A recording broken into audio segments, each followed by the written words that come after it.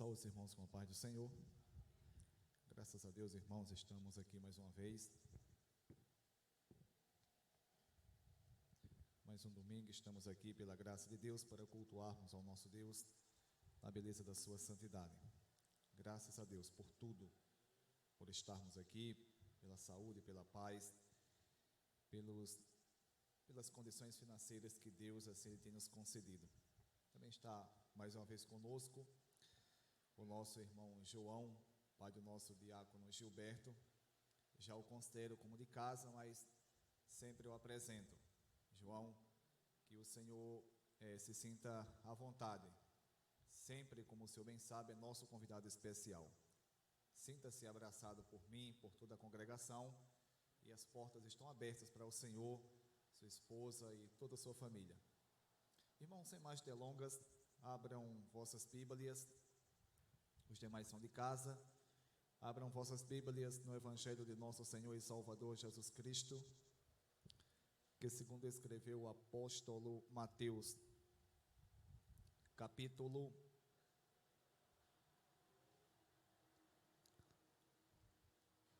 21. Irei fazer a exposição. Capítulo 21, versículo 12 ao versículo 17. Todavia, irei fazer a leitura desde o início do capítulo 21. Portanto, capítulo 21 do Evangelho que segundo escreveu o apóstolo Mateus. Diz assim a palavra de Deus. Quando se aproximaram de Jerusalém, chegaram a Betfage, ao Monte das Oliveiras. Jesus enviou 2 discípulos, dizendo-lhes: vão ao povoado que está diante de vocês.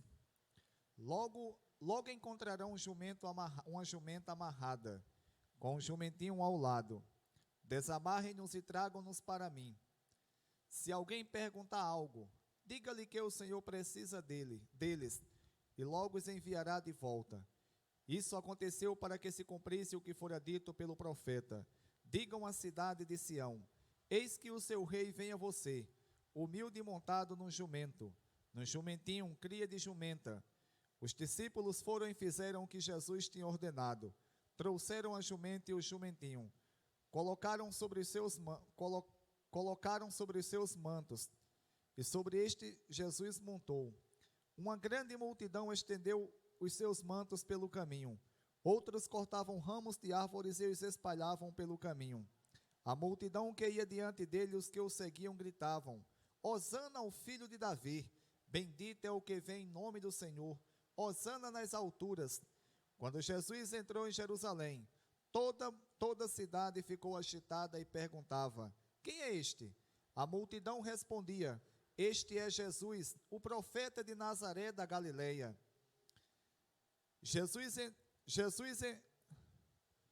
Jesus entrou no templo e expulsou todos os que ali estavam comprando e vendendo. Derrubou as mesas dos cambistas e as cadeiras dos que vendiam pombas. Ele disse: está escrito, a minha casa será chamada casa de oração. Mas vocês estão fazendo dela um covil de ladrões. Os cegos e os mancos aproximaram-se dele no templo, e ele os curou. Mas quando os chefes dos sacerdotes e os mestres da lei viram as coisas maravilhosas que Jesus fazia, e as criancinhas gritando no templo: Hosana ao filho de Davi, ficaram indignados e lhe perguntaram: não estáis ouvindo o que estas crianças estão dizendo? Respondeu Jesus: sim, vocês nunca leram? Dos lábios das crianças e dos recém-nascidos suscitaste louvor. E então, deixando-os, saiu da cidade para Betânia, onde passou a noite. Oremos ao nosso Deus. Bendito Deus, eterno e poderoso Pai, sou grato ao Senhor por tudo, por estarmos aqui, pela nossa saúde, pela paz, pelas condições financeiras e principalmente, Deus, pela salvação a qual o Senhor nos deu. Santo Deus, obrigado pela Tua palavra. Deus, em nome do Teu Filho amado Jesus, ilumina a minha mente, me dá um entendimento, Deus, correto da Tua palavra, e leva, Deus, essa palavra a cada coração que aqui está. Deus, que a Tua santa palavra, Deus, ela produza o resultado para o qual ela está sendo enviada. para que Deus venha gerar dentro de nós, Deus, um avivamento genuíno. E todo o avivamento, Deus, nas escrituras que aconteceu, iniciaram-se exatamente com a volta do teu povo, Deus, à tua palavra. Portanto, Deus, em nome de Jesus, que nós possamos aprender e sabermos qual é a tua vontade acerca da tua santa e poderosa palavra, em nome de Jesus. Amém. No último domingo que estivemos aqui, nós estudamos o início do capítulo 21 do Evangelho que segundo escreveu Mateus. E como aprendemos, e novamente fizemos a leitura, Jesus entra em Jerusalém e é aclamado ali pelas pessoas que, no caso, vinham acompanhando Jesus desde Jericó. As pessoas que tinham visto Jesus curar, muitas e muitas pessoas, inclusive o próprio cego, os 2 cegos, como estudamos aqui. E chega o momento de Jesus, ele realmente chegar até Jerusalém, como o texto sagrado vai nos ensinar, no capítulo 21, a partir do versículo 10, que diz: quando Jesus entrou em Jerusalém, toda a cidade ficou agitada e perguntava: quem é este? A multidão respondia: este é Jesus, o profeta de Nazaré. Irmãos, de imediato, eu quero que os irmãos aprendam algo nesse texto. 3 evangelistas, ou os 3 evangelhos sinóticos, eles escreveram esse mesmo texto. A entrada triunfal de Jesus em Jerusalém. E, consequentemente, essa purificação do templo. Se nós observarmos o evangelho que segundo escreveu Mateus, como também o evangelho que segundo escreveu o evangelista Lucas, iremos ou irá nos dar uma ideia que nesse mesmo dia que Jesus, ele vinha com essa multidão, ele adentrou a Jerusalém. Todavia, quando nós verificamos o mesmo texto que escreveu o evangelista Marcos, nós iremos entender que Jesus, ele vinha com a multidão, ele ficou em Betânia, e só no outro dia Jesus, ele adentrou a Jerusalém, ou seja, na segunda-feira. Só na segunda-feira. Só na segunda-feira. Jesus vinha no domingo, ficou em Betânia, e na segunda-feira que ele adentrou a Jerusalém. Abram aí Marcos, capítulo 11, para os irmãos.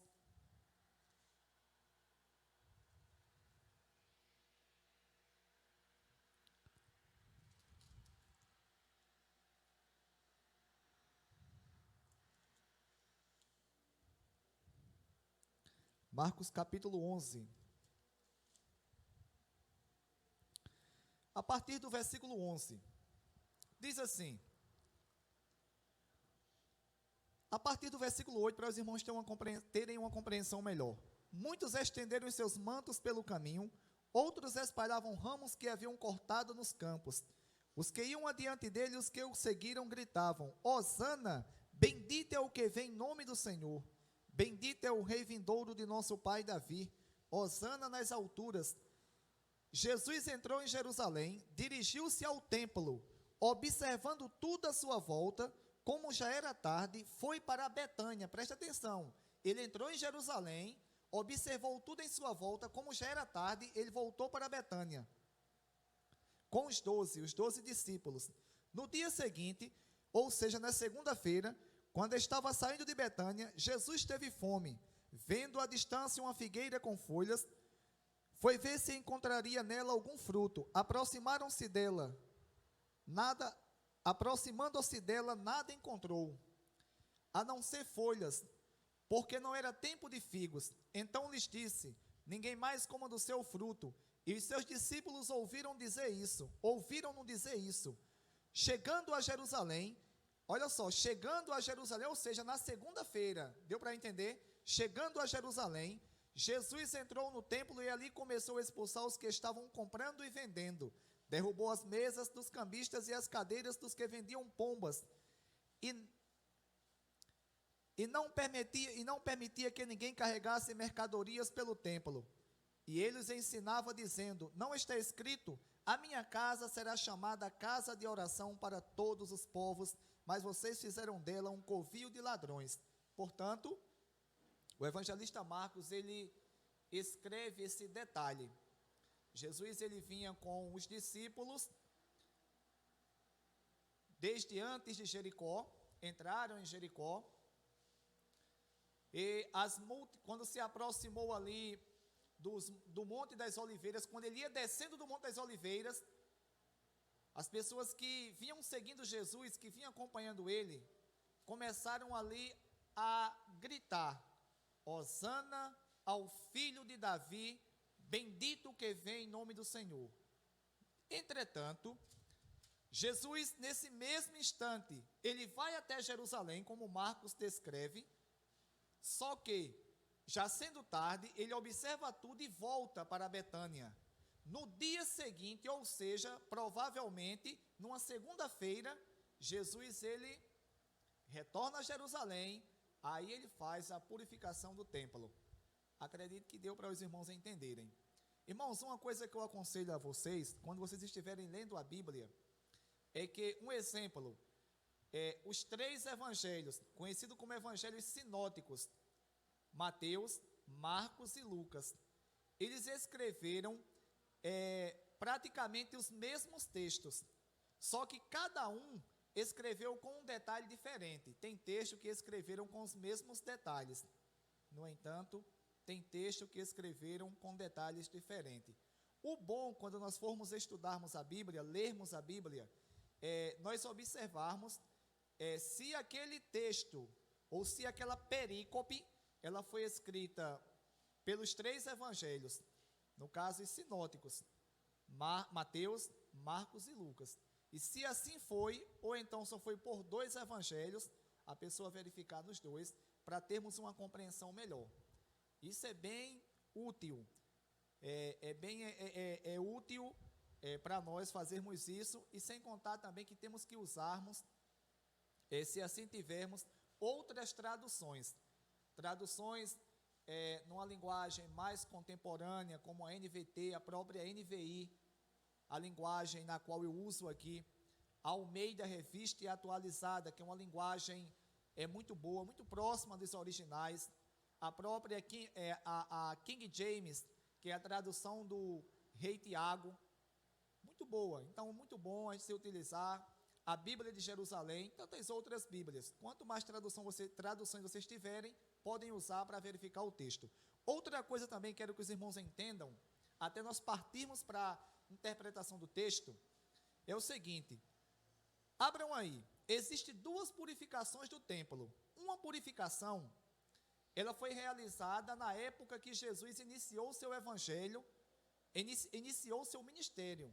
E quem registrou essa primeira purificação foi unicamente o evangelho que segundo escreveu o apóstolo João. Abram aí, evangelho que segundo escreveu o apóstolo João, capítulo 2, a partir do versículo 14.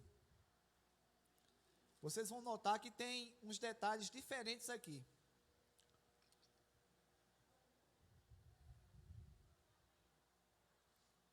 A partir do versículo 12.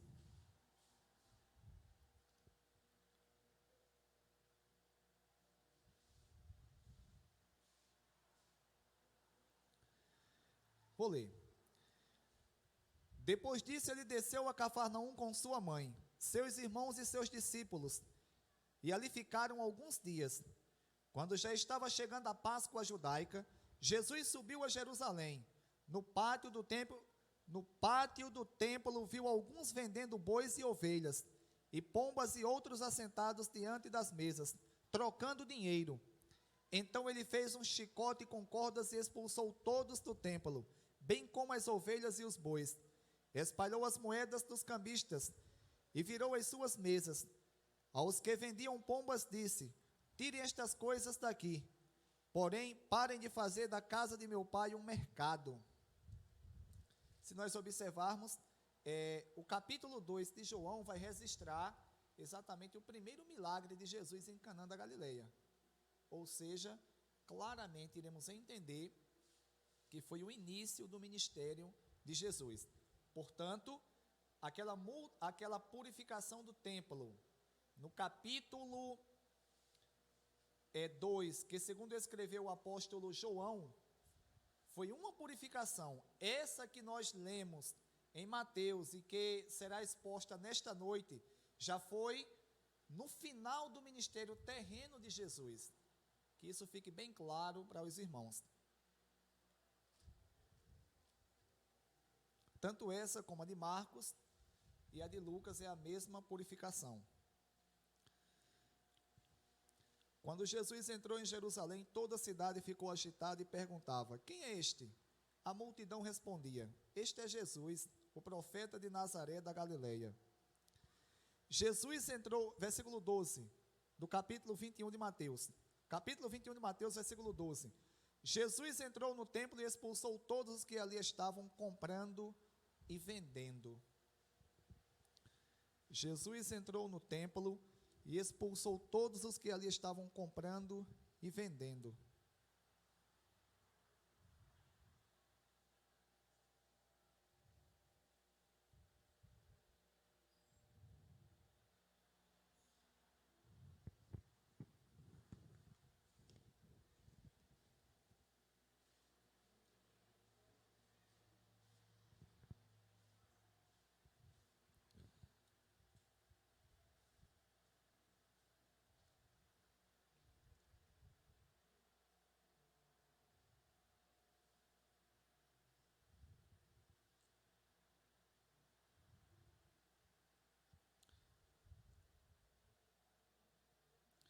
Irmãos, vou fazer uma leitura aqui num comentário bíblico para que vocês entendam que não era errado vender animais no pátio do templo. E provavelmente esse pátio aqui, que eles estavam vendendo animais, era o pátio dos gentios. Um pátio que tinha cerca de 300 metros a 450 metros. Pátio dos gentios. Onde provavelmente os cambistas ali estavam vendendo. Vou ler o comentário aqui. A purificação do templo é descrita de forma vívida. Jesus expulsou todos os que vendiam e compravam no templo.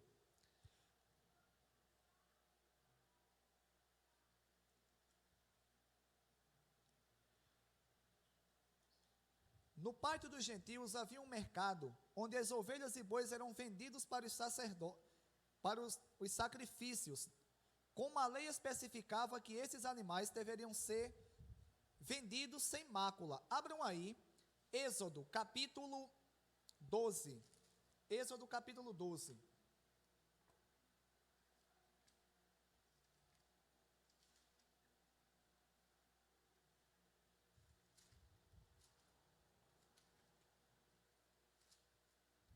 Eu vou ler aqui para adiantar. O Senhor disse a Moisés e a Arão no Egito: este deverá ser o primeiro mês do ano para vocês. Digam a toda a comunidade de Israel que no 10º dia deste mês, todo homem deverá separar um cordeiro ou um cabrito para a sua família, um para cada casa. Se uma família for pequena demais para um animal inteiro, deverá dividi-lo com o seu vizinho mais próximo, conforme o número de pessoas e conforme cada um puder comer. Versículo 5. O animal escolhido será macho de 1 ano, sem defeito, e poderá ser cordeiro pode ser cordeiro ou cabrito. Irmãos, Deus, o próprio Deus, ele aqui está libertando o povo de Israel da escravidão do Egito, ele está instituindo a Páscoa.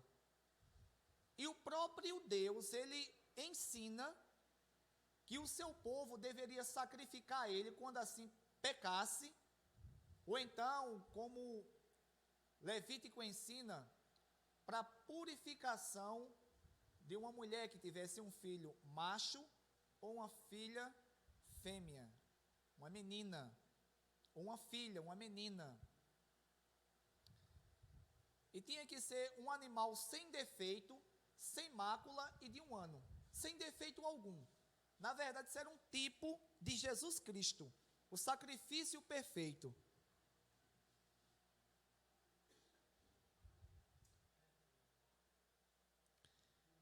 Era mais seguro comprá-los no mercado do templo,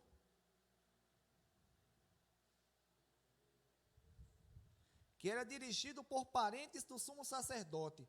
Tudo que fosse comprado ali seria aprovado. Da mesma forma, seria inconveniente para os peregrinos da Galileia trazer animais em uma viagem tão longa. Aqueles que eram demasiadamente pobres poderiam oferecer uma ovelha, tinham permissão de substituí-la por uma pomba. Irmãos, o que é que acontecia? Não era proibido. Olha que o texto vai falar o seguinte, preste atenção. Jesus entrou no templo e expulsou todos os que ali estavam comprando e vendendo. Não era proibido nem vender e muito menos comprar. E por que Jesus fez isso?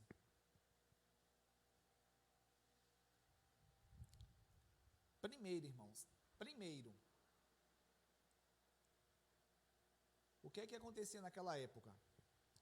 O templo em Jerusalém, ele foi construído, na verdade o templo em Israel foi construído em Jerusalém.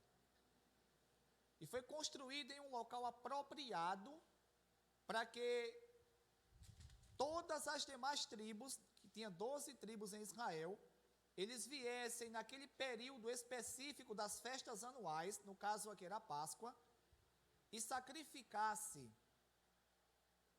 o seu animal a Deus, pelo pecado que cometeu, pelo agradecimento a Deus, pelo que Deus tinha feito. Só que imagina só,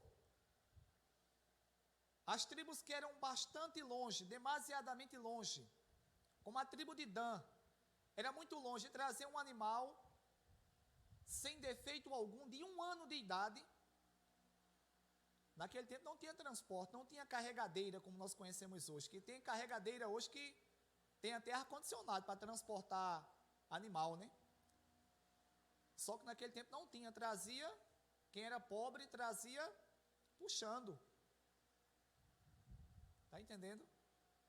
Aí, provavelmente, esses animais chegariam mancando, poderia até correr o risco de morrerem no caminho.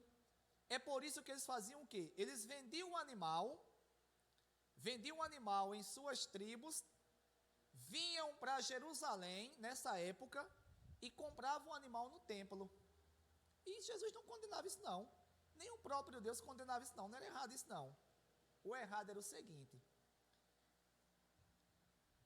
vocês observaram que eu li aqui no comentário bíblico, estudei 3 comentários bíblicos, no caso, 2 falam a mesma coisa, que quem dirigia, ou quem gerenciava todo aquele negócio ali, eram os sacerdotes, ou a família do sumo sacerdote. Que era o sumo sacerdote? Irmãos, em Israel, existia o tribunal de Israel, superior de Israel, chamado Sinédrio. O Sinédrio era composto por 71 membros. Esses membros, eles constituíam-se de fariseus, saduceus e anciãos.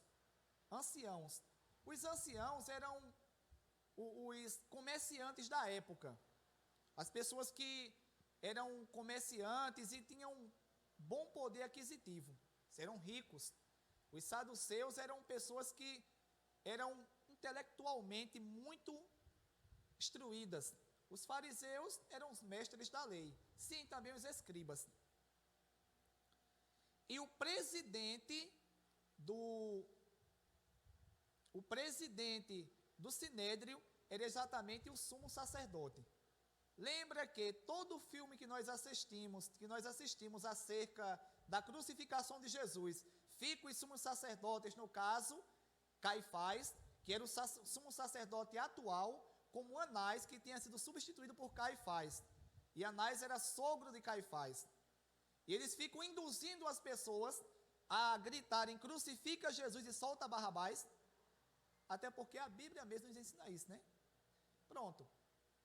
O sumo sacerdote, ele era uma autoridade, a maior autoridade religiosa de Israel. Era a maior autoridade, as pessoas obedeciam a ele, e quem ousasse desobedecer a eles, eles diziam que estavam blasfemando contra Deus. E as pessoas que comercializavam dentro do templo eram a família do sumo sacerdote, eram pessoas que o sumo sacerdote escolheu para fazer isso. E o que é que essas pessoas faziam? Cobravam o animal, cobravam um preço exorbitante, ou seja, muito além do que aquele animal valia, para que as pessoas viessem comprar.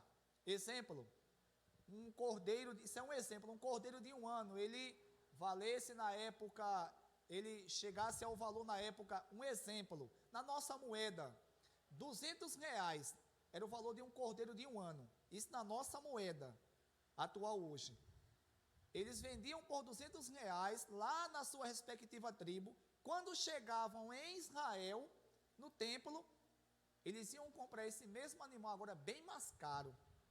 Ou seja, estavam extorquindo as pessoas em nome de Deus, escandalizando, extorquindo as pessoas. Irmãos, Jesus, quando viu isso, o Filho de Deus, ele de imediato se indignou-se. Ele se indignou-se. As pessoas comprando e vendendo dentro do templo, pelo um preço exorbitante, um preço muito alto. Jesus também derrubou as mesas dos cambistas e as cadeiras dos que vendiam pombas. Ele derrubou as mesas dos cambistas e as cadeiras dos que vendiam pombas. Abram aí. Deixa eu desligar aqui. Mateus capítulo 17, versículo 24, se eu não me engano. Os irmãos lembram que estudamos esse texto aqui e foi exposto.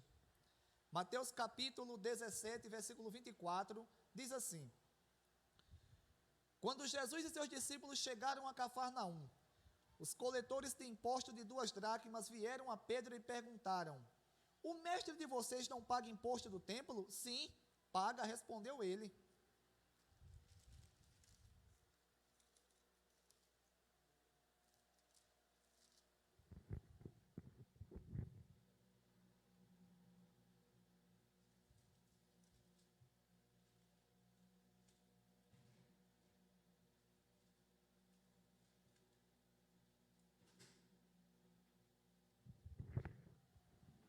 Lembra que o texto diz que os coletores de impostos perguntam: o mestre de vocês não paga imposto do templo? O que é que acontecia na época também? Existia uma moeda que circulava no templo. Uma moeda que circulava no templo, conhecida como a moeda do templo. Alguns escritores dizem que era uma moeda fenícia. Só que o dinheiro que circulava na época de Jesus, entre o povo de Israel, era o dinheiro romano ou grego. Portanto, eles trocavam também esse dinheiro. Um exemplo, eu chegava com o dinheiro romano ou grego, aí chegava no templo para comprar um animal. Além do animal, Beto, já ser caro, Gilberto, além do animal, o diácono Josvaldo, já ser caro demais, eu ainda tenho que trocar a minha moeda pela moeda que era utilizada no templo. Aí eles já cobravam mais ainda. Irmãos, cá para nós aqui, eu não aguento isso não. Ladrão já vem desde antigamente, viu?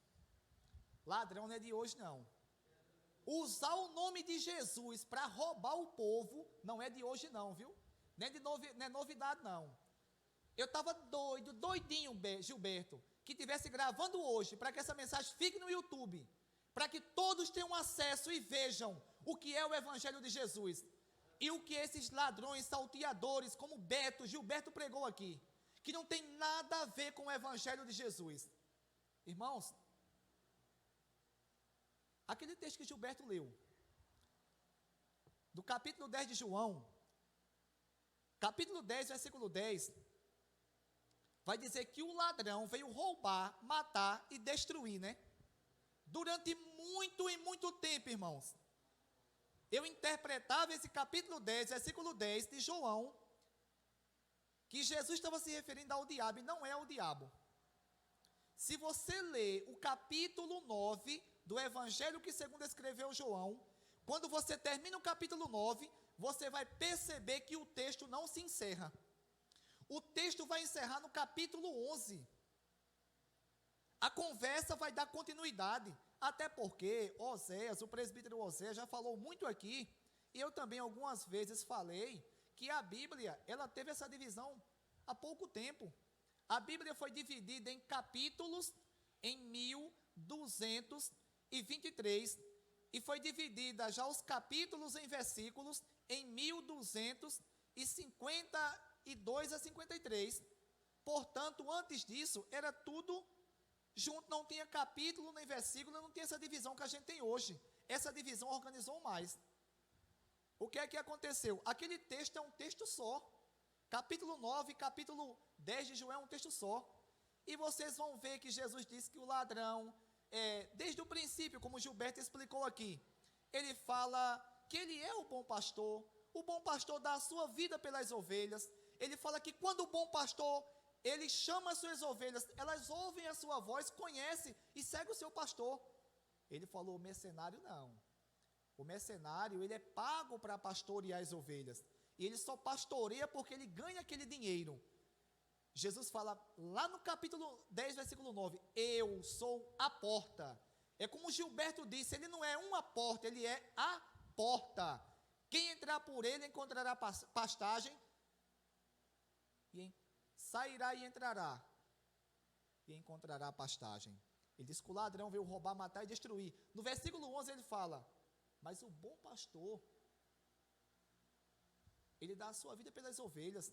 Irmãos, não tem dinheiro que pague isso.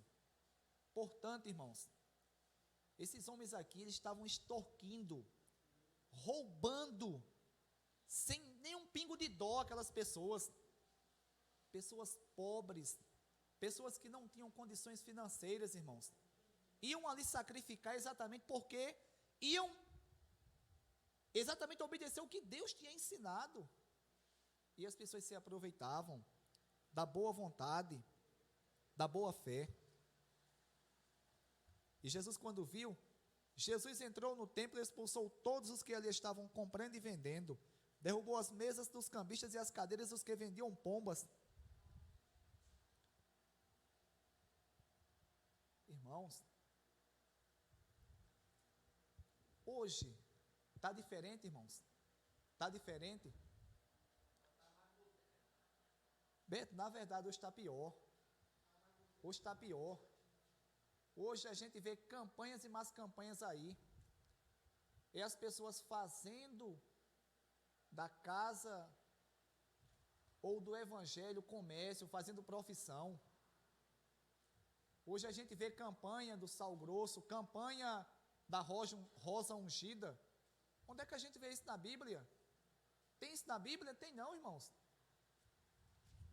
Para a honra e a glória de Deus, eu já li a Bíblia 10 vezes, ela por completa. Não estou dizendo isso para me orgulhar, não. É para a glória de Deus. Fora as vezes que eu estudo ela sistematicamente. Os evangelhos, já perdi a conta de quantas vezes li, e não tem isso não, irmãos. E de onde tiraram isso? Tiraram isso do maldito coração de Satanás. Fiquei sabendo ontem que agora, na cidade de Riachão, vai ter a campanha do gesso.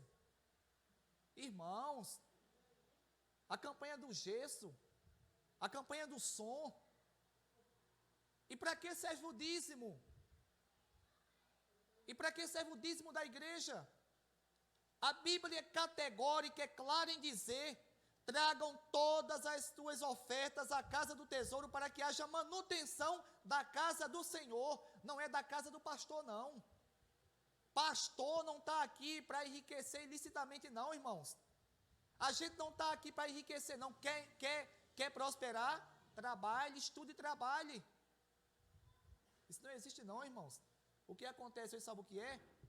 Sabe o que acontece hoje? É pessoas fazendo do evangelho um meio de vida. Fazendo do evangelho um meio de vida. Uma pessoa inventa de ser um pastor, se auto-intitula pastor, se auto-consagra como pastor, aí passa a sustentar filhos vagabundos, netos vagabundos, que não querem trabalhar, que não querem fazer nada a não ser viver para cima e para baixo, se vestir bem, ter um carro novo, andar com roupa de grife, e tudo isso nas custas dos irmãos, e usando a palavra de Deus, irmãos, para roubar, para extorquir. Irmãos, não caiam nessa não, leiam a Bíblia. Quem não tiver, eu estava pensando hoje em casa, na verdade é aqui já, eu vou fazer uma relação dos irmãos aqui que não sabem ler, porque eu acredito que uns aqui já têm a Bíblia em áudio, para ter a Bíblia, no mínimo o Novo Testamento em áudio, para escutar em casa. Vocês vão ver, irmãos, que não tem nada disso na Bíblia não. Irmãos, eu louvo a Deus pela congregacional aqui do Calvário. É uma igreja que tem também suas falhas, mas, irmãos, é uma igreja que tem compromisso com Deus. Tudo aqui é aberto, não tem esse negócio não. Na igreja sede, o dízimo lá que entra, é dito em assembleia em que foi gastado, irmãos. Tem igreja aí que não diz isso não, irmãos, gastou o dízimo nisso, naquilo. Exemplo, quantas vezes, irmãos, isso aqui é para a honra e a glória de Deus, tem que se dizer mesmo. Quantas vezes Oséias, presbítero Oséias, ele foi comprar aqui um microfone, ele foi colocar um ventilador e ele chegou aqui fazendo uma rifa, que não é errado fazer, desde que necessite. Ele chegou aqui, irmãos, pedindo às pessoas mais do que aquilo que o dízimo, mais do que o dízimo das pessoas. Nunca ele fez isso. Por quê? Porque o dízimo na igreja é para isso, irmãos. É usado nisso aí. É para usar se uma pessoa necessitar, a pessoa ajudar, seja numa cesta básica, seja num pagamento de energia, de luz, seja o que for, irmãos. Não para um exemplo, eu entrar como pastor, claro que eu não sou pastor, mas um exemplo, numa igreja grande, a pessoa ser pastor, e eu extorquir, pedir dízimo direto, pedir, que não é errado dizimar, irmãos, não é errado.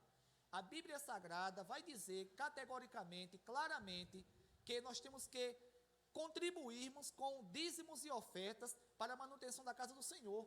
Agora, infelizmente, as pessoas estão pegando uma coisa certa, os pastores, e estão se aproveitando daquilo ali, irmãos. Ser assalariado também. Do seu salário, um exemplo, os pastores, seja ele de qual for a igreja, ele é mantido pela igreja. O pastor Bosco é mantido pela igreja, ele não tem um trabalho extra. Oséias tem um trabalho porque ele não era pastor, ele é presbítero. Mas se Oséias, como ele falou para mim, que tem vontade de ir para o campo, ele pensa em um dia se aposentar e ir para o campo e viver da obra mesmo. Aí, isso não é errado, é corretíssimo. Agora, o errado, irmãos, é a gente pegar um exemplo, eu saber que o dízimo é uma coisa certa e ficar extorquindo. Irmãos, tem que dizimar.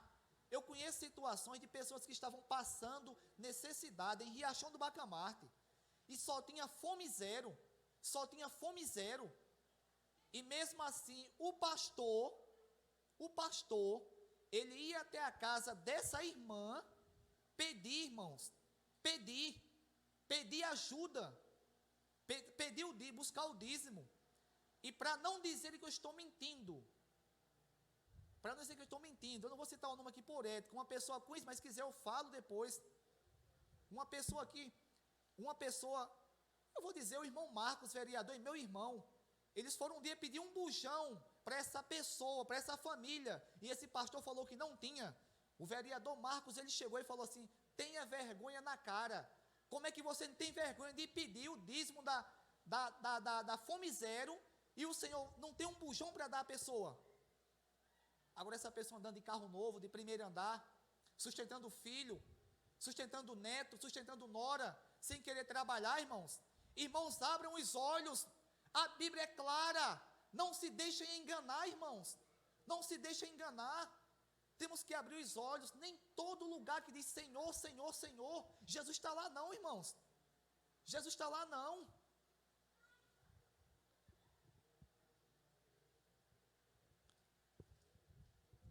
É muita coisa errada. Deus no Antigo Testamento disse que o seu povo perece por falta de conhecimento. Irmãos, eu nasci praticamente no Evangelho. Minha irmã, que foi a primeira a se converter, da minha família de casa, ela se converteu em 89, né, mãe? 89. No ano de 1989, minha irmã é de Nalva. E desde criança eu tenho uma foto em casa desse tamanho, eu e meu irmão Josemar, a gente na Assembleia de Deus.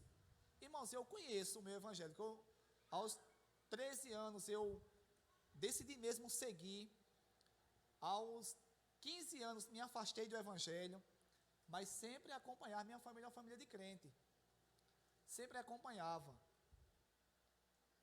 E vai completar agora 11 anos, dia 15 de abril, que Deus me chamou. Irmãos, e a gente vê as coisas que acontecem.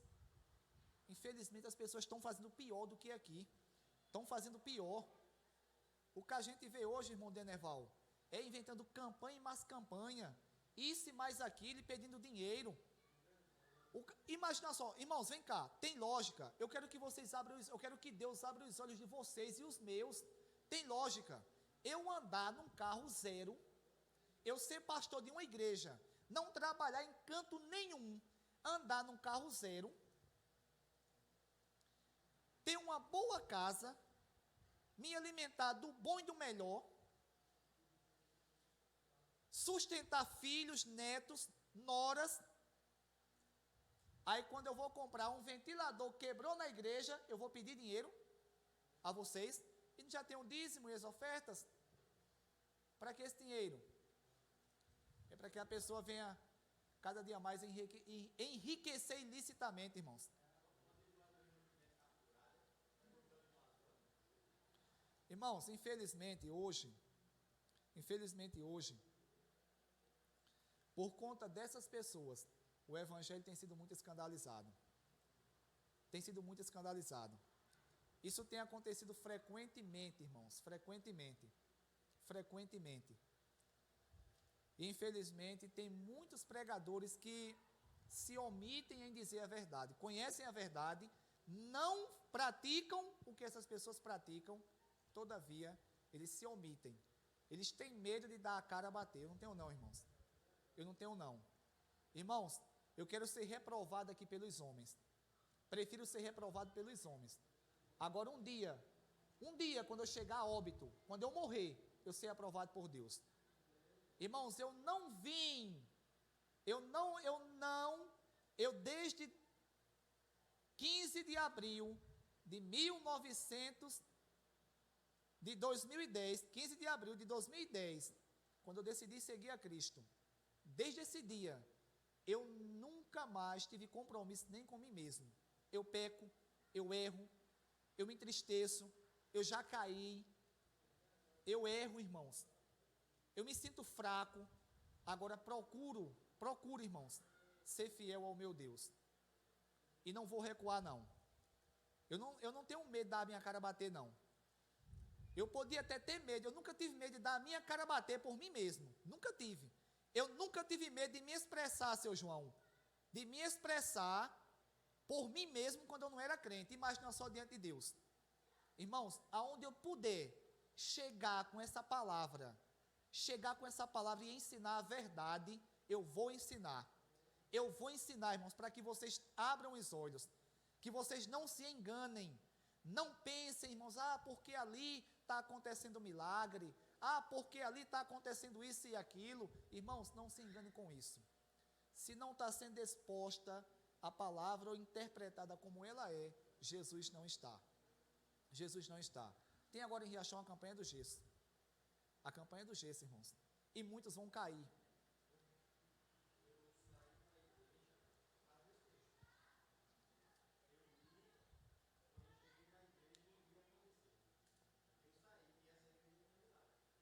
Está vendo? E fez mais do que certo. Fez mais do que certo. Foi guiado pelo Espírito Santo. Jesus, entrando no templo, expulsou todos os que estavam comprando e vendendo, derrubou as mesas dos cambistas e as cadeiras dos que vendiam pombas. Eles disse: está escrito, a minha casa será chamada casa de oração, mas vocês estão fazendo dela um covil de ladrões. Na tradução, na linguagem de hoje, fala, estão fazendo dela um esconderijo de ladrões. A minha casa será chamada casa de oração. Jesus que disse, mas vocês estão fazendo dela um esconderijo de ladrões. Jesus aqui citou o texto de Isaías, abram aí, Isaías capítulo 56, versículo 7. Abram aí para conferirmos.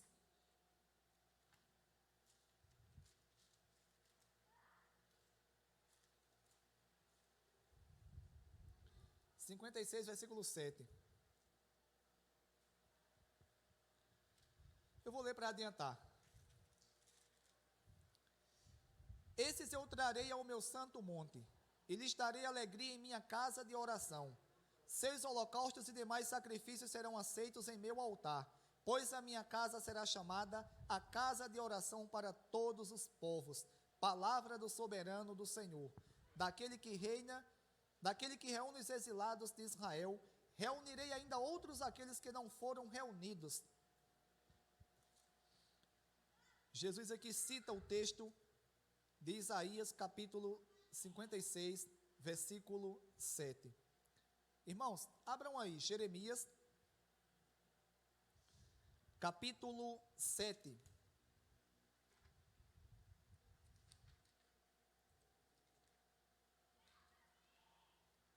Jeremias, capítulo 7.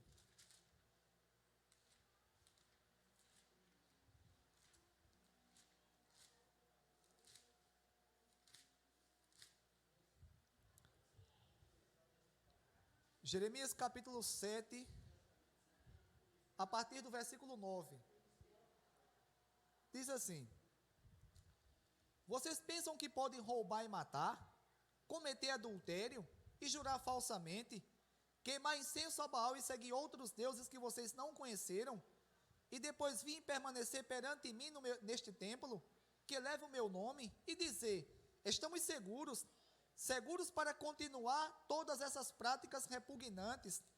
Este templo que leva o meu nome, tornou-se para vocês um covil de ladrões, ou esconderijo de ladrões. Cuidado, eu mesmo estou vendo isso, declara o Senhor. Irmãos, o povo na época de Jeremias, eles pecavam, adoravam outros deuses, adulteravam, mentiam, praticavam todo tipo de pecado, e depois se escondiam no templo, pensando que Deus não estava vendo. É exatamente o que acontece hoje. É exatamente o que acontece hoje. Esses homens pensam que vão comercializar o evangelho, vão vender bênçãos, vão enganar as pessoas e Deus não está vendo. E Deus não está vendo. Irmãos, Deus está vendo tudo isso. Deus está vendo tudo isso, irmãos. Deus está vendo e Ele vai pegar essas pessoas. Ou ele pega nesta vida, ou ele vai pegar no porvir, no dia do juízo final. Agora, essas pessoas não passarão impunes. E essas pessoas, para se auto-justificar, irmão Deneval já tem um bom tempo de crente, a sua esposa, quem mais aqui? Minha mãe já ouviu muito isso aí. Acredito que Josivaldo já ouviu muito. Junibeto também já deve ter ouvido bastante. Que esses pastores, esses líderes religiosos, eles além de roubar, de extorquir, de sugar o dinheiro dessas pessoas, ainda tentam dar uma de santão, de que são protegidos por Deus e usam alguns textos bíblicos. E antigamente, irmãos, eu não conhecia, eu ficava até um pouco com medo, eu não conhecia, quando dizia, pastor chegava lá, não toque nos meus ungidos. Aí, tá vendo? Ele dizia, irmãos, é o seguinte, quem disciplina ou corrige pastor é só Deus, ninguém aqui na terra mais. Aí todo mundo ficava, irmãos, ele pode estar roubando, fazendo o que ele quiser, mas a gente não pode dizer nada. Aí usava o texto de Salmos. Quem já ouviu esse texto já? Eu vou mostrar e vocês vão ver de quem esse texto está se referindo. Se referindo do povo de Israel por completo. Não só de um líder, mas do povo de Israel por completo. Então, abram aí. Salmo 105.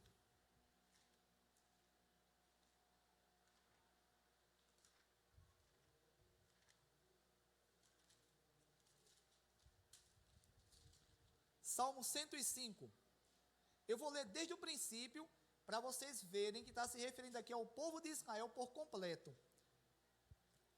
E hoje nós, que somos a igreja de Deus, nós somos o povo de Deus, ou seja, se refere a mim, se refere a cada um que aqui está, se refere a cada pastor, a cada discípulo, a cada pessoa que serve a Jesus, seja ele pastor, diácono, presbítero, seja ele uma pessoa que cante na igreja, seja lá quem for, um membro, é o povo de Deus, não é unicamente uma pessoa. Salmo 105 diz assim, o versículo 15 do Salmo 115 diz assim, não toquem nos meus ungidos, nem maltratem os meus profetas. Pronto, eles usam só esse versículo aqui. Agora vamos ler o texto por completo, para ver o que aqui o texto diz. Olha o que o texto diz. Deem graças ao Senhor, proclamem o seu nome, divulguem os seus feitos entre as nações, cantem para ele louvor, cantem para ele, louvem-no, relatem todas as suas maravilhas, gloriem-se no seu santo nome, alegre-se o coração dos que buscam o Senhor, recorram ao Senhor e ao seu poder, busquem sempre a sua presença, lembrem-se das maravilhas que ele fez, dos seus prodígios e das sentenças de juízo que pronunciou. Ó descendentes de Abraão, seu povo, seu servo, ó filho de Jacó, seus escolhidos, ele é o Senhor, o nosso Deus, seus decretos são para toda a terra, ele se lembra para sempre da sua aliança, por 1000 gerações da palavra que ordenou, da aliança que fez com Abraão, do juramento que fez com Isaque, ele o confirmou com decreto a Jacó, Israel como aliança eterna, quando disse, darei a você a terra de Canaã, a herança que lhe pertence, quando ainda eram poucos, um punhado de peregrinos na terra, e vagueavam de nação em nação, de um reino a outro, ele não permitiu que ninguém os oprimisse, mas a favor deles repreendeu reis, dizendo, não toquem nos meus ungidos, nem maltratem os meus profetas, ele mandou vir a fome sobre a terra, e destruiu todo o seu sustento, mas enviou um homem adiante deles, José, que foi vendido como escravo. Irmãos, está se referindo aqui a quem? A todo o povo de Israel, não somente ao pastor. O pastor é como seja, ele está blindado, e ele não pode ser tocado não, irmãos, pelo contrário. A Bíblia diz que se um presbítero, que na época lá do Novo Testamento, não se usava esse termo pastor. Esse termo pastor, ele é da Idade Média para cá. alguns teólogos chegam a dizer que foi depois da Reforma Protestante. Está entendendo? Naquela época se chamava presbítero. Presbítero. E quando um presbítero errava, o que é que acontecia? Ele era repreendido na frente de todos para que servisse como exemplo para que os demais não errassem. Está entendendo? Irmãos, ninguém na igreja é melhor do que ninguém, não. Todos são iguais. Todos servem ao mesmo Deus. Todos são protegidos pelo mesmo Deus. Só que esses pastores mau caráter,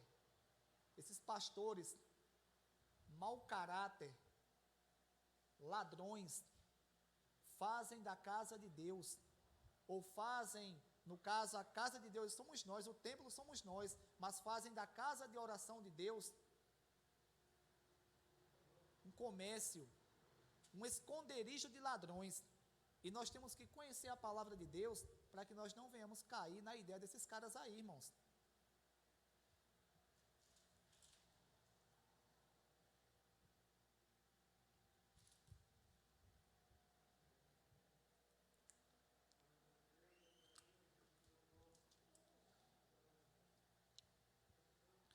Os cegos e os mancos aproximaram-se dele no templo de Jesus, e ele os curou. Versículo 14. Os cegos e os mancos aproximaram-se dele no templo, e ele os curou. Mas quando os chefes dos sacerdotes e os mestres da lei viram as coisas maravilhosas que Jesus fazia, e as crianças gritando no templo, Hosana ao filho de Davi, ou salve-nos, o filho de Davi, ficaram indignados e lhe perguntaram, não estáis ouvindo o que estas crianças estão dizendo? Irmãos, vem cá. Eu comentei até com a minha mãe, eu estudei esse texto ontem, pela manhã, estudei hoje pela manhã também. Eu estava comentando com a minha mãe quando eu acabei de estudar. Esses caras aqui, gente, não tinham um pingo de compromisso com Jesus, com Deus, não. Porque, Jesus chegou no templo, aí viu toda aquela bagunça, aquela comercialização que estava no templo. Ele pegou, expulsou quem comprava e quem vendia. Esse é um detalhe, irmãos. Quem comprava e quem vendia. Ou seja, se ele expulsou quem comprava e quem vendia, é porque quem é cúmplice do erro, olha, se é um exemplo, eu vou para uma igreja que não tem ensinamento e só quer extorquir as pessoas, e eu não tenho conhecimento, eu sou vítima dessa igreja, como Gilberto já foi um tempo. Agora, se porventura Deus abre a minha mente, ilumina meu entendimento, para que eu entenda as Escrituras, e sei que ali está errado, e eu continuo lá, eu não sou vítima mais não, eu agora sou cúmplice. É por isso que Jesus, ele expulsou quem vendia e quem comprava. Está entendendo? Agora, para vocês verem que esses caras não tinham compromisso algum com Deus, é porque Jesus chegou lá, viu que estava errado, expulsou quem vendia e quem comprava, expulsou os que vendiam pombas e expulsou os cambistas que trocavam dinheiro lá, pelo um preço exorbitante.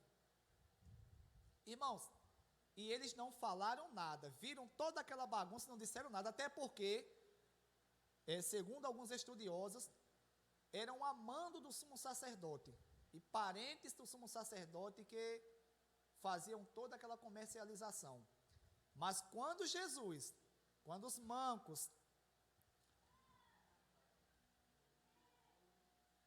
os mancos, os cegos, aproximaram-se de Jesus, Jesus curou eles, aí eles se manifestaram. E quando viram as crianças gritando, Hosana ao filho de Davi, eles se manifestaram com inveja, irmãos. Me diz uma coisa, eles tinham um compromisso com Deus?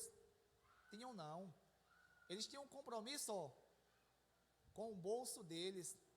Eles queriam saber de dinheiro. Não era da obra de Deus, não. Da mesma forma, irmãos, são esses pastores hoje que comercializam a palavra de Deus.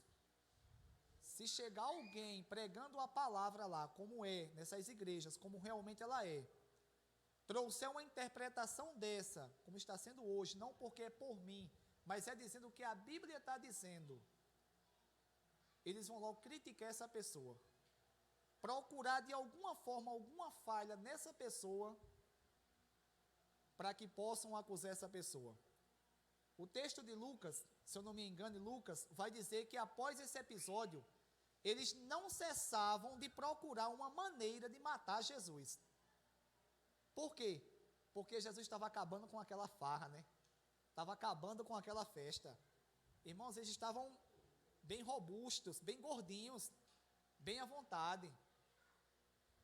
Eles estavam muito bem à vontade. E a inveja, irmãos, a inveja que eles tinham de Jesus, juntando com a pregação de Jesus,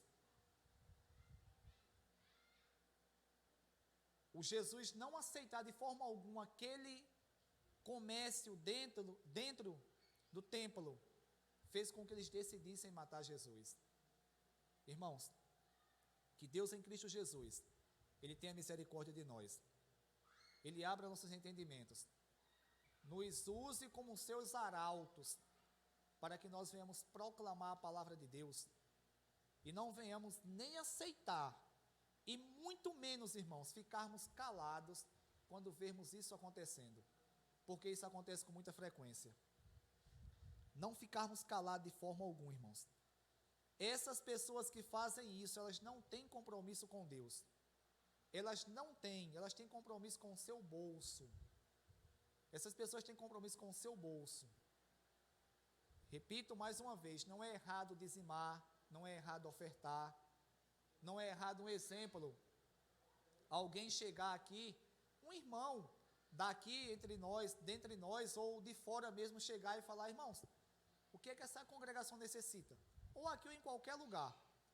Rapaz, necessita um exemplo, vamos supor que aqui fosse grande, fosse desse tamanho mesmo, mas que Jesus abençoasse esse local aqui, essa Vila da Torre, e as pessoas começassem a se converter, e necessitassem aumentar a igreja. E, irmãos, o que mais necessita agora é um local que venha assim, nos acolher com mais comodidade, lugar maior.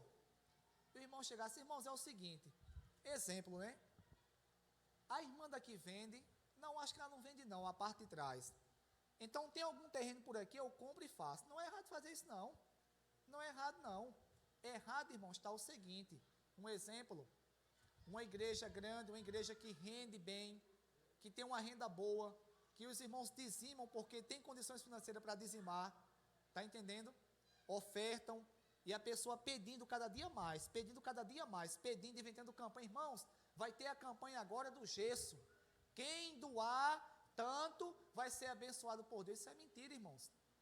Se Deus nos abençoou, irmão, com a maior bênção que nós podíamos receber, que foi a salvação.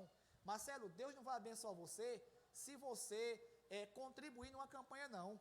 Deus vai abençoar você, Ele está lhe abençoando desde o momento que você decidiu seguir a Ele. Ele sempre lhe abençoou, e agora muito mais, como qualquer um outro aqui. Não é assim: eu vou dar isso aqui a Deus, e Deus agora vai me retribuir mais e mais. Não, não é assim não. Não é assim não, irmãos, isso é barganhar com Deus. E Jesus nunca, irmãos, Ele quis isso e aceitou.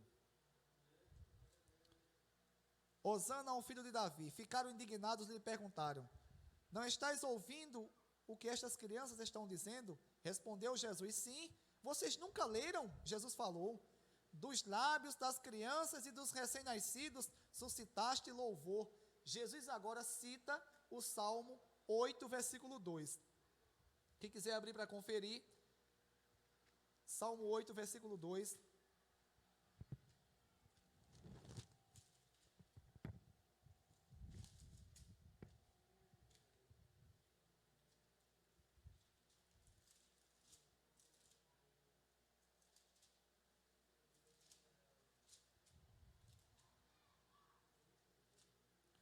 Salmo 8, versículo 2. Diz assim: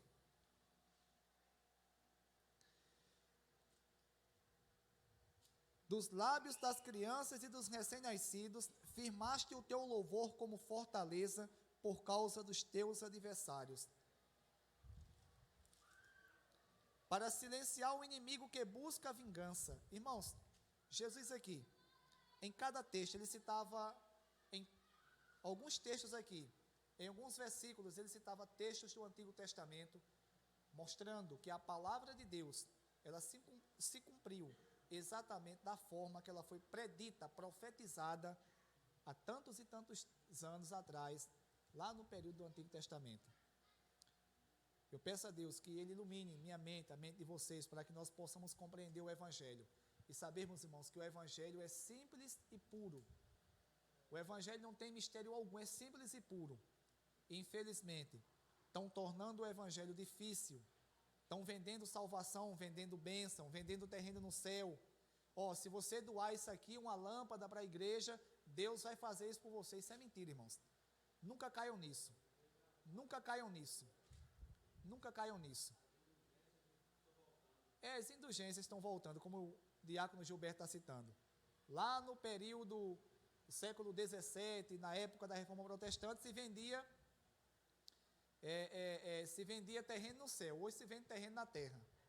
Está pior ainda, né? Então, que Deus em Cristo nos abençoe. Peço que os irmãos fiquem de pé para orarmos ao nosso Deus, encerrando o culto. E depois os avisos. Oremos. Bendito Deus e eterno Pai, te louvo e te agradeço em nome do teu santo e poderoso Filho, Jesus. Santo Deus, obrigado pela tua palavra. Obrigado, Deus, por mais uma vez ter iluminado a minha mente, me dado o entendimento da tua palavra, Deus. Santo Deus, aplica as mesmas aos nossos corações. Nos enche com o teu poder, com a tua graça, com o teu amor. Nos dá conhecimento, Deus, da tua palavra, para que nós não venhamos nos enganar, Deus, com esses falsos mestres, com esses ladrões que vieram roubar, matar e destruir. Santo Deus, te peço em nome de Jesus, Deus, nos enche com o teu poder, com a tua graça, nos dá uma semana abençoada. Deus, me dá direcionamento, me ensina, Deus, como pastorear o teu povo, me ensina, Deus, como lidar com cada pessoa, Deus, me dá sabedoria, me dá conhecimento, me enche com o teu Espírito, abençoa cada um aqui, Deus, o Senhor sabe do que cada um aqui necessita, Deus, em nome de Jesus, nos faz tomar as decisões corretas, nos faz, Deus, andar pelos caminhos corretos, nos livra de todo tipo de mal, em nome de Jesus, amém. Faça assim com as mãos. O Senhor te abençoe e te guarde, o Senhor faça resplandecer o seu rosto sobre ti, e te conceda graça, o Senhor volte para ti o seu rosto e te dê paz, em nome de Jesus, amém.